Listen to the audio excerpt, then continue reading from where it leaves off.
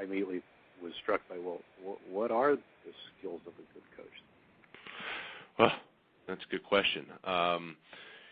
Off the top of my head, I would say that one is empathy and listening skills, right? So you need to be able to understand and appreciate where your client is coming from and understand what the issues they're trying to deal with. Two, as opposed to the consulting paradigm, since I do both consulting and coaching, coaching, you're not really trying to give your clients any answers, whereas that you hire a consultant specifically to give you answers. But with coaching, you're not really trying to give them answers. You're trying to help them figure out those answers on their own and drive them down the path for achieving the things they're trying to achieve. And so coaching is more maybe a path of discovery. So, and, the other thing is passion just for helping people become better at what the things they're trying to do. That's the thing that I look back over my life, and that's what attracted me to coaching, was realizing that since I was doing that in my job anyway as a leader, I spent a lot of time on trying to make darn sure that my employees were successful. This is just a passion of mine, but how do you get an objective metric to be able to figure out that, okay, this coach is really determined to drive me to be successful? It's difficult a priori to be able to make an assessment that a coach has that kind of drive. Probably the best way to make that kind of to ascertain that is through looking through the referrals. Again, their past customers, our clients, giving them a call, find out what kind of success rates they've had, what kind of metrics they use to determine that, and also along those lines is a guarantee. Will the coach guarantee some aspects of his or her program so that if it's not all that they said it was going to be, or at least in the front you're realizing that this is not going on the path you want to go, you'll reduce your risk, so you won't be $35,000 in the game as the guy was 2 nights ago. He spent that much money on coaching services and didn't get anything out of it. That's kind of the scary end, right? I mean, you spend that kind of money and don't get any results. Wow. Yeah, it was a bit disconcerting, that he had gone so far down that path and didn't really feel he had anything to show for it. I had not heard that story. That's tremendously bad. Well, he could also have been exaggerating. Right. I mean, I don't know, but so there's some steps to take to make sure that a coach is in fact credible, and one of them is again looking at their pedigree, to make sure that they've actually helped clients in the past, and also some kind of guarantee. You usually pay up front for coaching services because of the skin in the game. You want to make sure that client's going to come back to the next session. Right. And if you realize within 1 or 2 sessions that there's not going somewhere, get some of your money back and end the service. That's how we do it in the Growth Coach. It's probably how many other coaching services do it out there as well. Now, let's say I want to provide some kind of coaching services, either me personally or somebody I'm working with in their company. They want to do a little coaching, and they Tom, what should I do? How do I become a coach or a better coach? And I'll say, well, Ingar told me this. What did Ingar tell me? Well, by far, I'd say the most important thing is get some training. We all tend to learn coaching as we go along in our leadership careers, but there's a difference between what I learned through trial and fire and what I learned through formal training.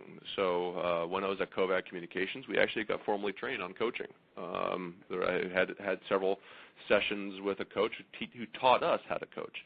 I read some books on coaching, and then when I bought the Growth Coach, we are a national franchise.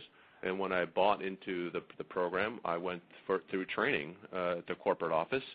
And we also got a bunch of manuals to help us understand what the Growth Coach approach was, and some intellectual property to help us lead our clients through the program. I always say that coaching is not rocket science. Well, let me be careful about that. What I do is not rocket science. What I take my clients through is simply a process of business 101. That is, a leader. You're supposed to be leading, not doing a bunch of tasks. You hire people to do the tasks for you. You hold them accountable for those tasks. You delegate to them, and that's how you get things done.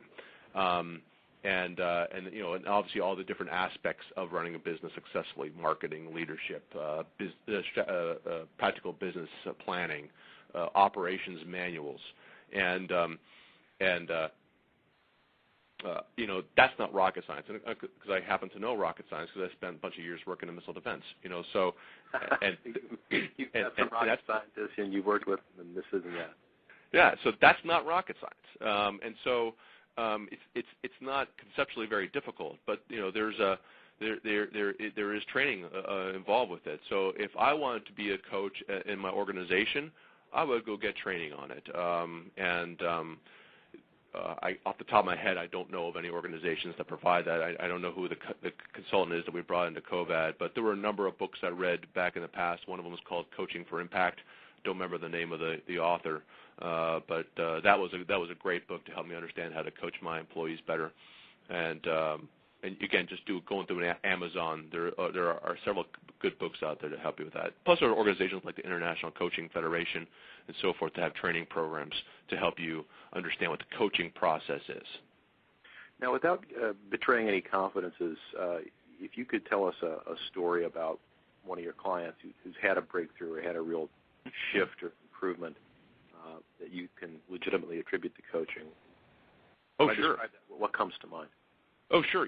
I have a client right here in D.C. and so I won't go into his business or anything like that, but it was probably somewhere around the $30 million range, and he started from the get-go himself, ground floor, and now he's around $30 million, got several hundred employees and so forth, and what's interesting about him is that I use a number of somewhere around 10 to 15 million, where a business owner will no longer be a glorified employee. So if I'm working with a CEO of a company, they've graduated from being a glorified employee to being a real CEO simply because of a scalability issue. When a CEO insists on doing micromanaging or being involved with all the different aspects of the business, he is going to depress the growth potential of that company. It's simply a matter of physics. He doesn't have enough time in the day to be able to handle all those transactions. And so I see that number somewhere around the 15 million mark or so, and so he was able to make it up to 30 million, and he had it was interesting during one of our retreats. We discovered that he had a big problem with micromanaging his general manager, the person who ran, same thing as the chief of operations, the person who ran all of his operations. Mm-hmm. He micromanaged him like crazy. He would actually sit there in the room with his general manager and have two of the general manager's subordinates in the room. In the room, he would ask the general manager a question about how he would do something. Then he would go and ask those two other subordinates. And the subordinates would give their answer. It was a little different than the general managers. And then the CEO would say, okay, let's go with these guys' idea. He would emasculate his general manager right in front of him. And so the general manager realized that he had no accountability, nothing he needed to do, because his CEO is going to handle everything. And so his CEO basically just became a glorified task handler rather than a leader because he had no accountability. We were able to change that around. Now, he's still working on this, but he got to the point. Now, we use a couple of metrics to determine whether or not a client has achieved these things, and he just went on a 3-week safari to Africa. First time in his entire career that he was able to go away that far. Why? Because he has been able to trust his general manager finally to be able to run the business. Wow. First time ever that he went away for that long. I mean, he is in Africa, so he's completely disconnected from everything.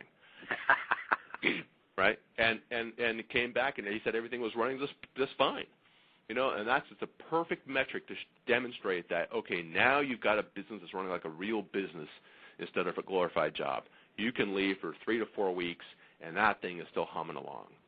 And that was a direct result of our program. I mean, he did not realize how much he was absolutely controlling his general manager, just making him a puppet instead of a real leader in his organization. Transformed the way he does business.